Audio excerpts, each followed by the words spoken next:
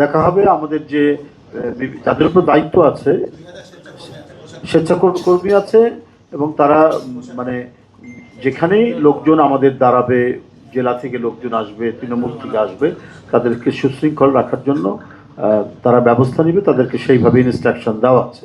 যাই হোক, এতক্ষণ আপনারা যে বক্তব্য শুনেছেন এবং আমাদের একটা চূড়ান্ত, এই আমি বলবো যে একরকম চূড়ান্তই এই ব্রিফিংটি টোটাল প্রস্তুতির উপর আমাদের এই অভ্যর্থনা কমিটির আহ্বায়ক আপনাদেরকে জানিয়েছেন, আমাদের মিডিয়ার বিষয়টাও জানিয়েছে বাবেল ভাই, এবং নিরাপত্তার বিষয়টিও জানিয়েছে আমাদের ব্রিগেডিয়ার শামস ভাই।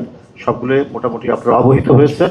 আমরা আশা করছি আগামীকালকের যে প্রত্যাবর্তন আমাদের ভারপ্রাপ্ত চেয়ারম্যান প্রত্যাশিত, এবং সারা দেশের নেতাকর্মীরা আজকে উচ্ছ্বসিত, 17 বছর পর তার এই প্রত্যাবর্তন। কারণ এর পেছনে আছে তার উপর নিপীড়ন, নির্যাতন, মিথ্যা মামলায় সাজা দেওয়া, নানাভাবে তাকে বাধাগ্রস্ত করা, জনগণ থেকে তাকে বিচ্ছিন্ন রাখার ফ্যাসিবাদী সকল চক্রান্তকে অতিক্রম করে আজকে তার ফিরে আসা।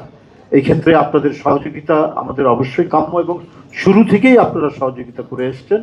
সেই কারণে আজকে সমস্ত গণমাধ্যমের সাংবাদিক ভাইরা এই সংবাদ বিবরণীর এই অনুষ্ঠান থেকে আপনাদের সকলকে এবং অভ্যর্থনা কমিটির পক্ষ থেকে আপনাদেরকে আন্তরিক ধন্যবাদ জানিয়ে বক্তব্য শেষ করছি।